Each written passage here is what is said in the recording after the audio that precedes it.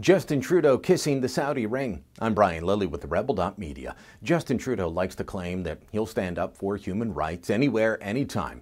But it looks like when it comes to women and Saudi Arabia, things get a little dicey for our Prime Minister. We already know that despite deep reservations within his own party and within the left-wing movement that made him Prime Minister, Trudeau still signed off on the export permits, the ones that allowed the Saudis to buy a fleet of light armored vehicles from a Canadian plant. Now, the left in this country claimed time and again that those vehicles would be used against civilians, to trample human rights, to stifle dissent. Trudeau still allowed it so that he could stay in the good books of the Saudis. Why?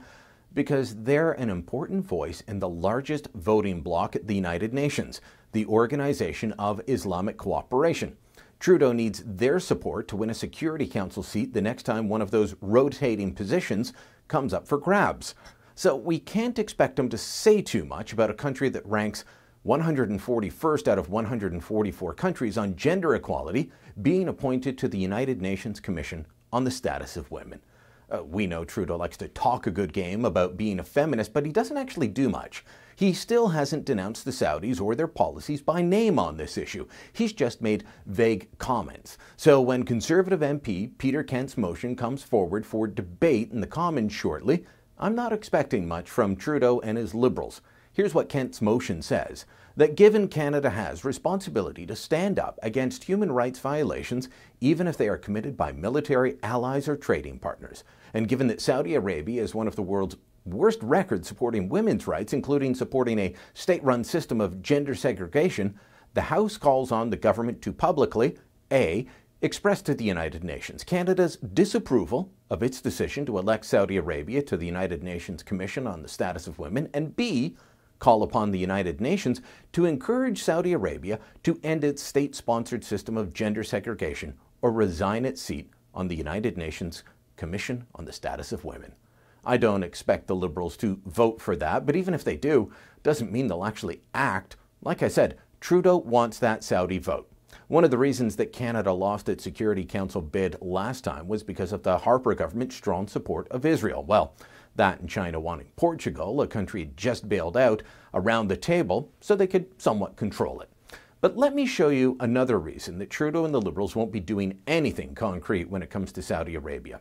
Newly released documents that we obtained through access to information showing that when Dr. Bandar bin Mohammed Al Aban, the head of the Saudi Human Rights Commission, visited Canada, well, briefing notes prepared for Ministers Dion, Bibo, and other officials told them to offer praise for Saudi Arabia being re-elected to the Human Rights Council, the General Council, not the one for women. It said, your re-election to the Human Rights Council is an important responsibility. It presents an opportunity for us to work together multilaterally and bilaterally to advance respect for human rights.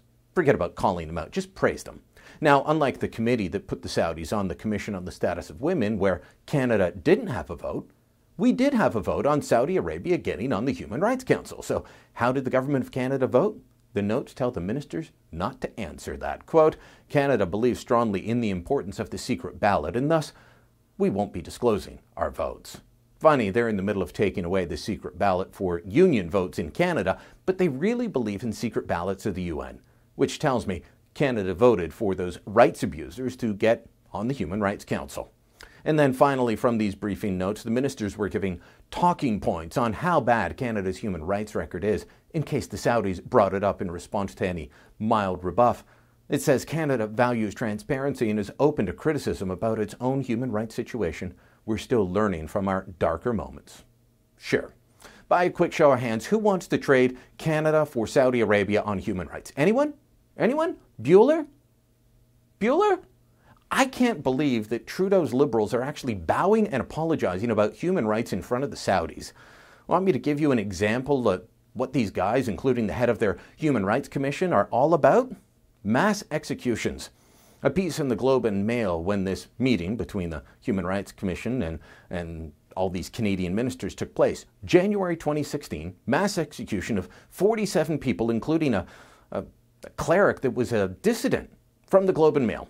The Saudi Human Rights Commission was quick to affirm the executions. In a statement issued by the state-controlled Saudi press agency, it said the verdicts enforce justice, fulfill legitimate and legal requirements, and protect the society and its security and stability.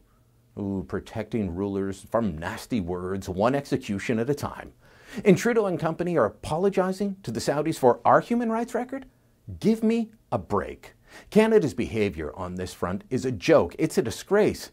And it proves what I've been saying for a very long time. Trudeau's a fake feminist. Doesn't believe his own words. If you like the Rebel video you just watched, make sure you never miss another one again. Click here to subscribe. And if you've subscribed to our main channel, make sure you're subscribing to the Rebel Canada channel so you get all the Trudeau news the other guys don't see fit to print.